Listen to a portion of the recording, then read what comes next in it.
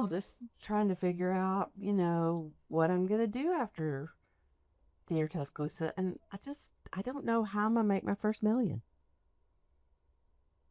But I'm trying to clearly, work hard not to y'all, laugh at this. shut up. I don't need millions. I just need makeup. That's right. Millions of makeups. Mm-hmm. Is that how you say makeups? Millions of Makeup. make-up. Yes, that is the proper declination of that word. Mm-hmm.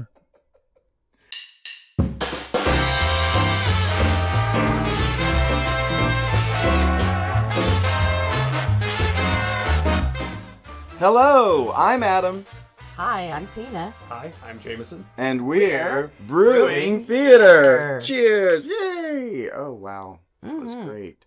Well, we are so excited. We always have fun, don't we, Tina, when we have a guest on Brewing We do. Theater. And we're so lucky to have Jameson Sanford, a local Tuscaloosa person who has gone off and had a wonderful career doing a lot of different things. But you're back now with us because you are doing the scenic design for Anastasia, which opens in seemingly minutes. Right. We're to the point that we're counting the minutes down.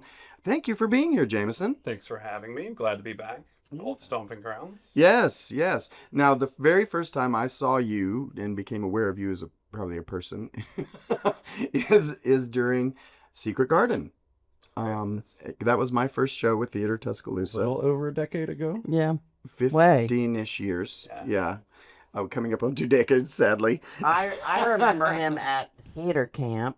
Oh. And he and John Paul Sneed would do scenes together, and they were the cutest things ever. And I then love you were John in Paul. Peter Pan, and gosh knows what all. I've directed him in Yeah. Sound of Music. I mean, my life has, Jameson's been a part of my life for a long time. Yeah. So would you say that Theater Tuscaloosa has influenced who you are and what you've done in the world, or were we just for fun? Yeah, absolutely.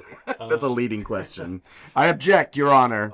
It was a leading question. I grew up here in Tuscaloosa. I started with Tuscaloosa Children's Theater, and my Whom we love. car got me involved with Theater Tuscaloosa back when they started having children in shows. Right. It was more the adult-oriented shows. Right. Yeah. And so I think I was 7 in my first show. Oh, It's wow. The King and I, and it was the last show of Theater Tuscaloosa at the historic Mammoth Theater That's before they moved amazing. into their new space. Yes. I was Yes. a ticket office manager. Wow. Were you? Yeah. That's awesome. And that's why her hair's so short now, because while she was ticket office manager, she would just pull it out. Yeah. Just pull it out. Mhm. There were a lot of kids in that show too. There were a lot. You probably wanted to pull it out for other reasons. Well, that king is prolific. Yes. Yeah. He had a lot of babies Yes. and a lot of baby mamas. Yes. You did. If you don't know the King and I, the King of Siam got around, my friends. 7 I was in King and I. 7 in King and I, and I was part of the original group of kiddos, like Right. myself, Dylan, that started being in some shows at Theater Tuscaloosa. Right. Dylan, do you remember Dylan's last name? Dylan Riley Snyder. Oh, that Dylan. Yeah. Yeah, okay. Yeah, Because we have lots of Dylans around here. Okay, gotcha. A dime a dozen in Tuscaloosa. But yeah, I was telling Tina What am I on today? I don't know. earlier this week about how people in my civilian career, I pivoted and did marketing, ask like, how can you think of the big picture and all the details? And literally everything in life is a production. Yeah. And so the skills I learned here of thinking through the beginning, middle, and end of absolutely everything I love have it. helped me in my career. Yes.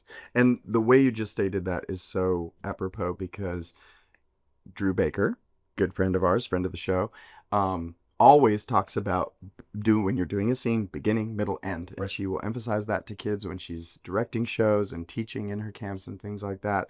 And that's so true. Marketing was one of the areas that I focused on when I was doing my MFA in theater management. And it's having been an actor and performed in shows and gone through UA's theater program and taken directing classes and all those things, it really teaches you to focus on, you got to do the details. The details got to be right too, but the big picture also has to be right in so many different ways. And the spin of skill sets from theater to marketing is teaching the right story or telling the right story to the right Right. audience at the right time. And that's Absolutely. the same thing we do Mhm. when we're creating characters on stage 100%. or as designers trying to create the world that it plays in. It was fun to direct you, Jameson, as an actor, but even then, you were so curious about everything of directing, of how the show was being put together. You were always like taking in everything, and I just remember thinking, I suspect that acting is not going to be the thing that you're passionate Main about, thing, because yeah. you needed more control over situations. So Yeah, as an actor, I mean, it's actually luxurious. It's the most luxurious, I think, position in the theater, because you show up, someone else makes you look beautiful, someone else lights you and makes you, show up on stage. Someone else designs the stage and makes it look gorgeous. The Right. director tells you where to stand, how to look, how to somebody feel. writes your words for And you. someone wrote the roads for you. So you just got to show up. You got to show up, and certainly you need to be There's intentional. a and put little energy bit of into It's a it. lot talent. of work for the actors. It is. It is. Now, this is someone, right now, I'm the managing director of Theater Tuscaloosa. I'm also an actor in the show.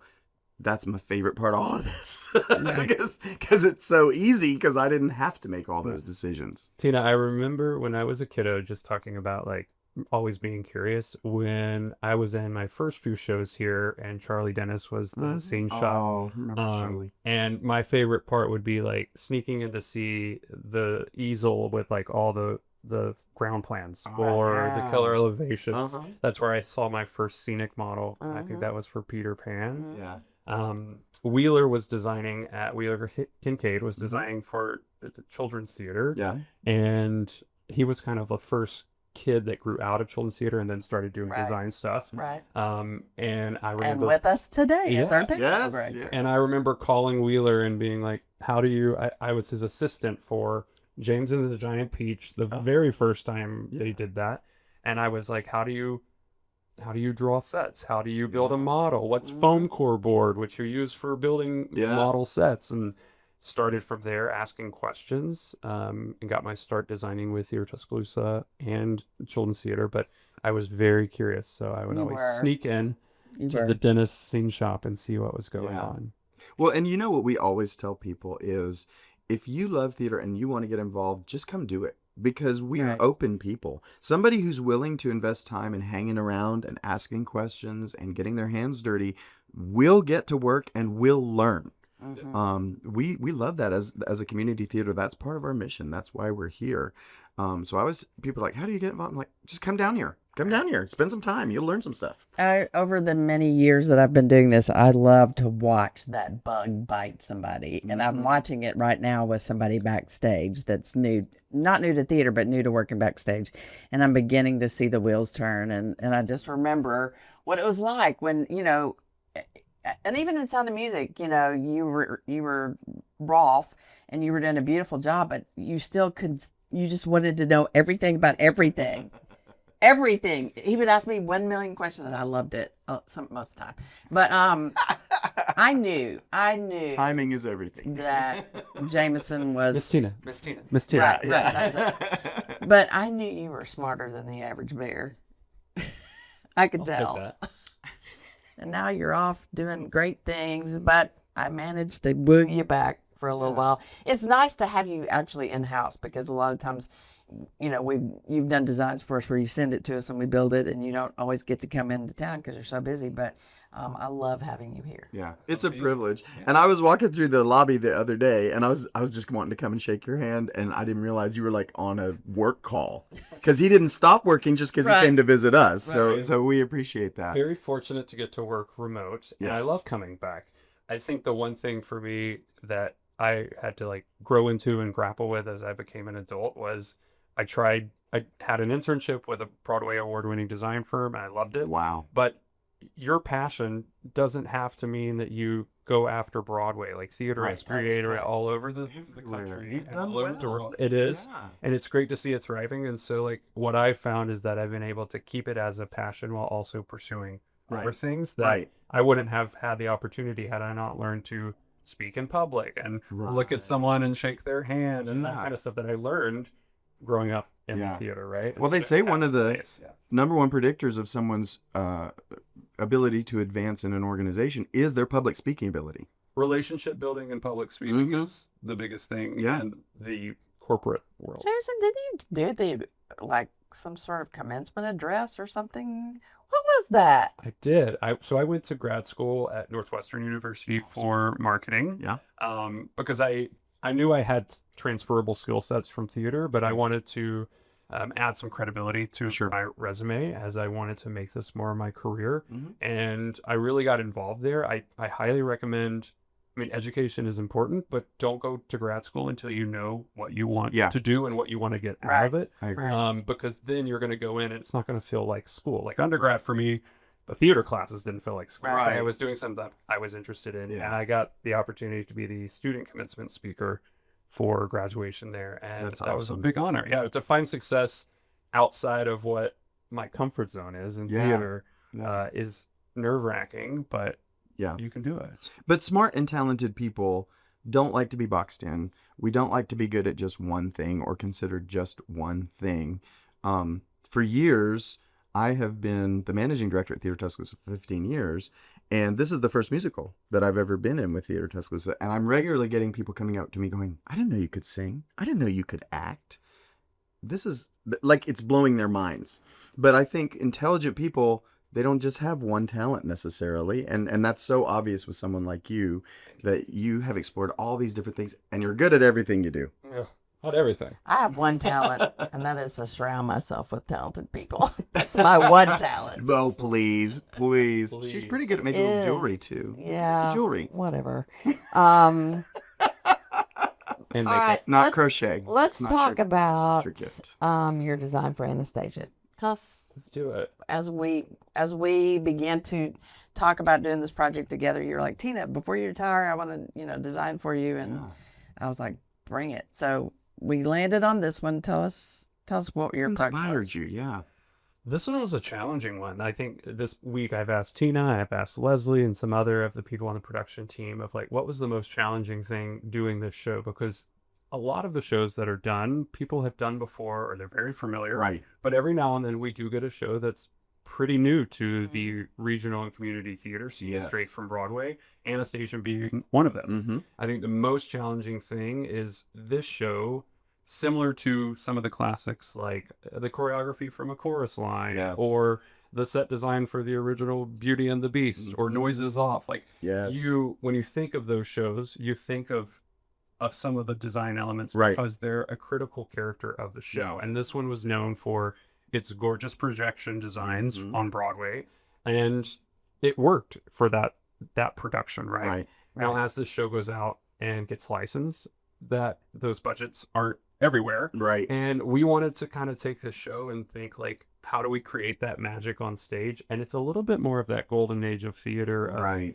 big, lush, luxurious, and letting the actors and the choreography and the music kind of tell the story. Right. It's not irrelevant where they are, but the location and all the different scenes that they were able to show with the digital projections, it doesn't necessarily make the show or break the show if you don't have them. And so we wanted to kind of get back to the artist storytelling and that golden age Broadway. If I think of, I learned under Andy Fitch at Alabama, and he studied under Jill and Bean Eckert. Was that right? With all of the golden age Broadway shows that were kind of setting the portal in the world in which you create, and then letting the actors play around in it. So definitely challenged to do it when it's become such an iconic use of digital projections, but that in and of itself added like a new challenge. Yeah. Well, I want to ask you a question as a performer on your beautiful set. Okay. How is the joke reading about, I make a joke because it is kind of the same set throughout. I make this line is, Dimitri says that France looks like Russia. And, it's the same portals up, it's the same floor and all that kind of stuff. And my character says, France looks nothing like Russia. It looks like France. And so, how is that reading for you? I hadn't thought of it from that perspective, but there is a different skyline. But I want to say, look, there's a French bench. The French looks the bench looks very French. Yeah. I think it's very funny, actually, because it's in my subtext. It is, again, you talked about Bill and Gene Eckert and Andy's influence on you, and something that Andy and I used to do all the time is a great room approach. We've talked that to death on here, but just sort of something large that is ever present, and then you drop things in to help you create the world in each scene. And I think we worked hard to get this to have a golden age, sort of grandiose, because we're reopening the Bean Brown. Without all the, we had a lot of digital stuff at the Bama, which is great because they have that beautiful screen down there. But we wanted to do something that explored our depth and just our flies and all that kind of stuff. So we worked really hard, very intentionally in getting this look. And I really didn't have, sometimes I'll have a real preconceived notion, and I didn't. And I was like, all right, Jameson, throw it at me. And he did these beautiful, beautiful drawings. And I can't wait for people to see it. Well, and something that's interesting that you would never know, because we don't tell our designers this, but we have to pitch these shows to the board of directors. And part of the pitch was, this is a brand new show. We don't do a lot of brand new shows. It came out in 2016. A lot of the shows we did written in the 50s, 60s, way back. But it will feel like a golden age show. Right. And so that idea went all the way back to the pitch for everybody, because we're like, the music is glorious. We can do this wing and drop set. We can do all of these things that will make you feel like you are seeing a Rodgers and Hammerstein or something along those lines. We were talking about it way before we actually decided to do it and how we might approach it. And that was influential in really picking it, I think, to know that we could go a different direction with it. So tell me, what was your inspiration as you began to create this beautiful double portal? What inspired you? Well, I was trying to think of how do we create the space around and let the actors kind of fill up. So I started looking. I've never designed a show that was set in both Russia, Imperial Russia, and Paris across multiple decades. Right. So it had to be something that kind of had a nod to both eras, which were very different architecture and design aesthetics. And so we were trying to think, like, how do we do that? If you look at the original Broadway set with the gorgeous projection design, the surrounds were more muted and grays. And so we wanted to bring some of that lush, luxurious color palette and make it heavily saturated to kind of give that golden age fairy tale approach. Yeah. The history of the story speaks for itself. And so I did a lot of design research of the architecture, the jewelry. Tina had a lot of Fabergé eggs that are very popular in Imperial Russia that she liked. Y'all don't even know about these eggs. Yeah. You'll see. But the shape, I'm gesturing to the theater behind us, the shapes from the Fabergé eggs were like the inspiration for the design portal cutout, which are also are relatable to like Art Nouveau in the early 1900s in Paris, France. Right. So we were trying to find those things that were like a through line. Yeah, brilliant. It wasn't the same. It is the same, but it kind of ages with the show as the characters progress. Brilliant. I think also too we wanted to keep the sense of royalty there. So there's a lush floor that he designed as well, and everything's very lush. We wanted people to always remember what the Romanovs were, right, and that world, and then how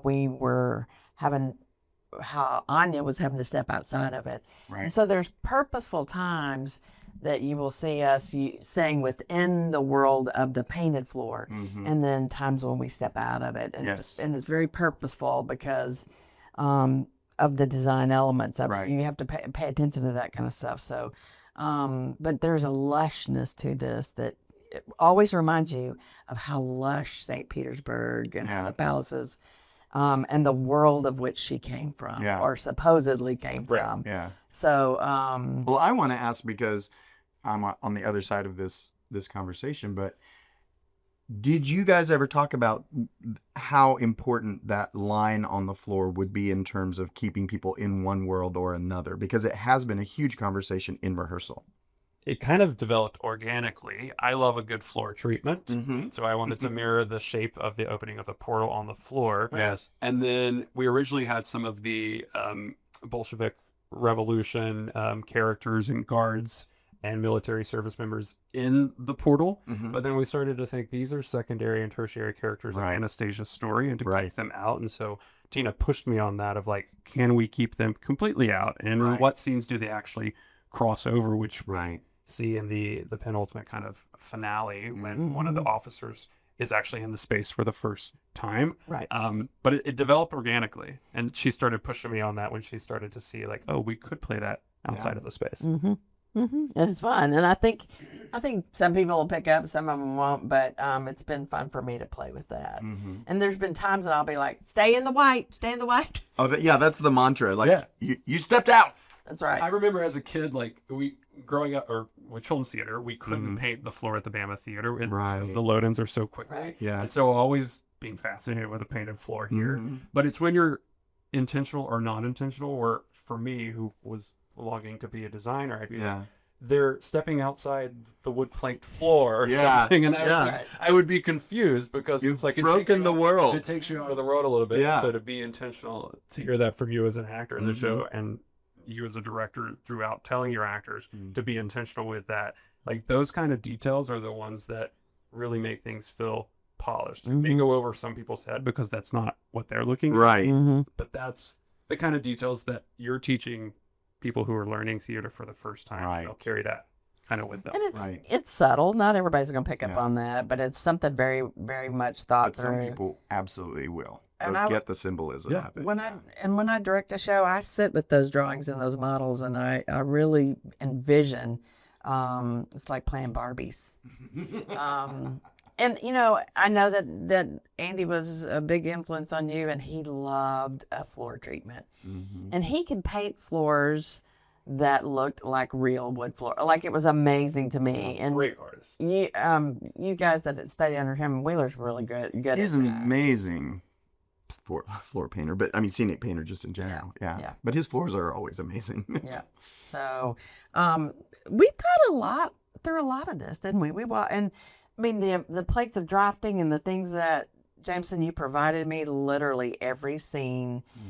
Even though the basic thing was there, you sent me drawings that said, okay, here's a bench in this scene. There were like, what is it, like 32 plates? I think in the actual libretto there are 34 different locations. Now we streamlined that because I think some of that they were put in because they had the digital. Have a digital board, so let's use it. But some of the different scene changes or location from this park to this street were always super important. So we have streamlined that. But I mean, it's a huge show, even though the surround is there and the story's really told by changing out furniture and set dressings.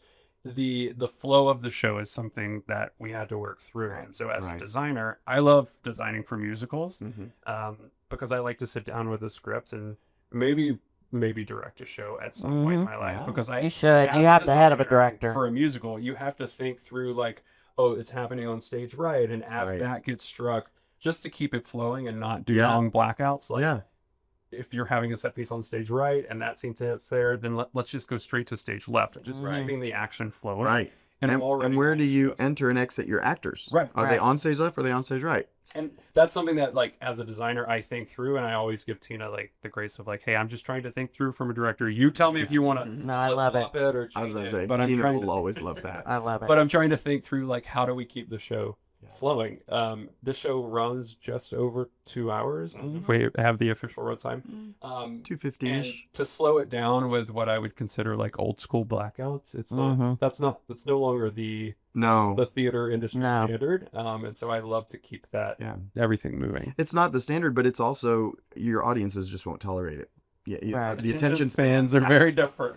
So we've got to adjust with the time. But I love hearing this collaborative aspect. This is something that we don't talk enough about, I feel like, is how a show evolves from the director's initial vision, but then you start bringing in these other players, and each contribution builds upon the other, and then we riff on each other's ideas. So you're bringing things to the table that maybe Tina never thought of, but then she thinks of a new thing, and then she goes, oh, I got to go talk to Theron, the lighting designer. If I put them outside the white, how does that affect the lighting? And it's magical. I love that. The shapes of the portals, as I mentioned earlier, were directly influenced by all the research you sent me of Fabergé eggs, and that kind of was like the spark. I had a lot of ideas, you had ideas, but it was collaborating together that was like, okay, we're coming together, and I can kind of see it coming together. And we were starting to speak the same design language. It took a little bit because we were both learning the period. I don't know about you, but I didn't know much about Russian history, and now I know a lot more than I've ever known in my life.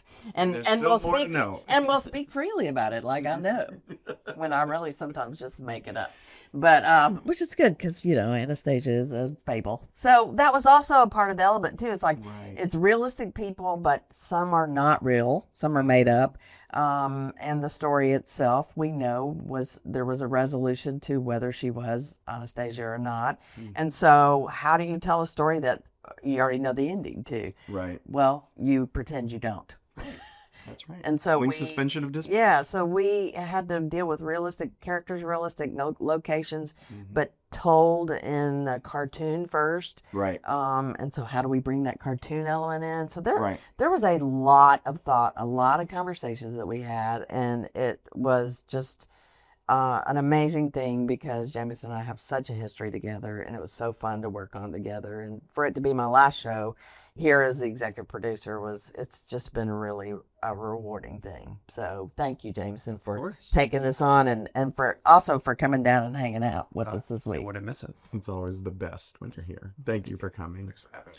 Well, I'm at the bottom of my cup. How about you guys? Same. I don't know, it's behind me.